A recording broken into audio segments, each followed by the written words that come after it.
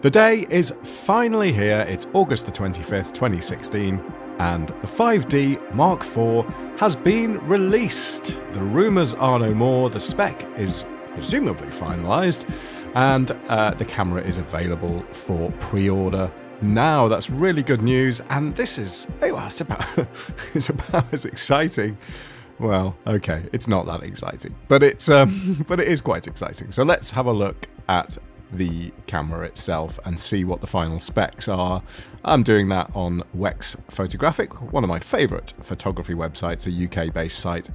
Really, really good.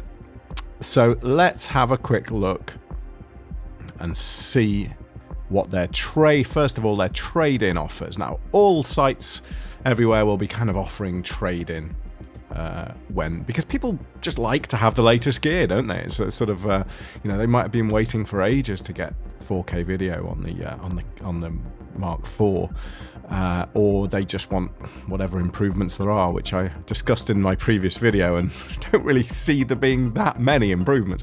Anyway, so 5D. Let's assume you got a 5D Mark III like myself. You are looking at a trade-in value of £1,280. That's not bad if it's in good condition.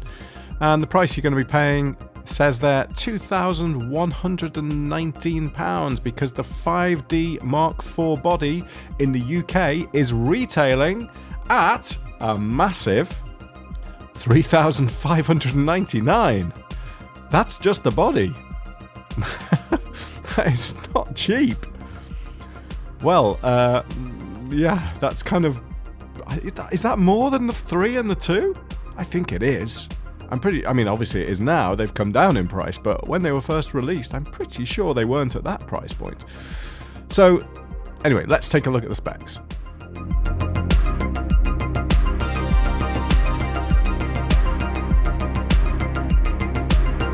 So, as per the Wex site, key features we have here: 30.4 megapixel sensor, Digic 6 Plus processor, ISO 100 to 32,000, and then expandable to 102/400.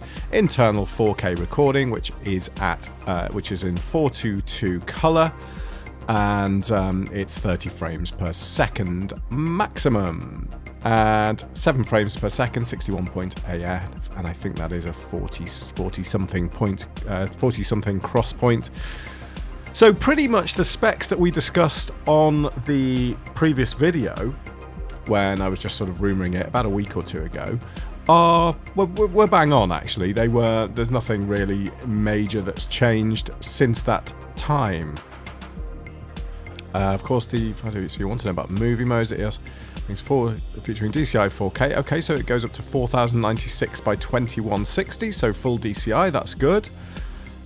And you can extract the stills, as it said, 120p HD, so 720p. Yes, that's as we thought originally. I'm looking actually at the grip here, and it's the BGE20. Now, is that different from the one that is on the 5D Mark III? I'm just going to go and get my 5D Mark III grip. Yeah, so it's the BGE11 on the 5D Mark III. So does that mean I have to buy yet another grip? Well, it's the same batteries, fortunately, but it does look like I would have to buy yet another grip if I was to go with this camera, which I certainly don't plan to at the moment. And is this a new 24-105? Oh, brilliant. Okay, so we've got a new 24-105 f4 lens. Any difference on that? Apart from the build and the look of the lens. That's interesting. I didn't know they were due to release some new lenses. That looks good. And a new 16-35. I'd love a 16mm lens. I don't have anything less than a 24, but when you start getting down to 16, I'd really like a kind of extremely wide lens. So there you go. Yeah, I mean it's here. Let's just take a quick sort of couple of beauty shots of the camera. There's my email box this morning was completely full of various companies sending kind of their promotional stuff saying the camera's here, do you want to pre-order and all this sort of stuff, as I'm sure yours were too. All the kind of shops that you've used in the past and things, they were completely full, but it's really good news. So yeah, the 5D finally here. Looks like a nice camera, will undoubtedly be a brilliant stills camera. The 5D range has always been a superb stills camera. The 5D, which I used back in 2006, 2007, I think it was, I loved it, and I still love the pictures I look at.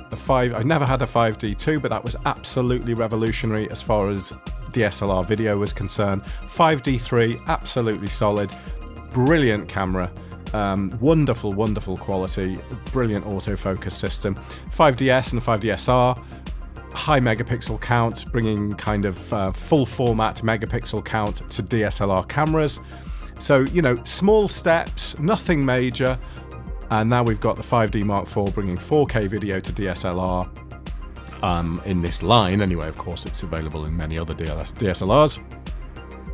And various other improvements, faster processor, but at the moment it doesn't seem like too much. It's not anything that I'm really thinking it's going to wow me at the moment.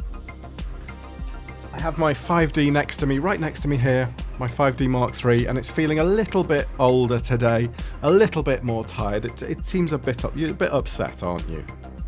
You're a bit upset today, but let's just take a couple of pictures next to the microphone so you can hear that wonderful sound of the... Oh, there's my 85mm lens trying to focus. There we go. And let's have a look at the quiet shutter mode that they introduced on the 3. And, of course, the high-speed mode, which will just whack up like that. Let's just listen to that. That's all you get on the 5D. And it's bumped up to 7 frames a second now, but that's not much more. Anyway, thank you for listening to this quick waffle. There's going to be 1,000,001 videos out there of people who've already got their hands on the camera. I'm just doing this because I'm interested in it. And thanks for watching. And if you like what we do, subscribe to the channel. This isn't really what our thing. We don't do kind of news, and that's not really my thing. But it is the stills camera I use, so I'm super interested in the fact that the Mark IV has now been released. Let me know your thoughts and your comments on the spec and the hardware. Will you be buying it? Won't you be buying it? Is it too expensive? All those kind of things. And I will catch you soon. Bye-bye.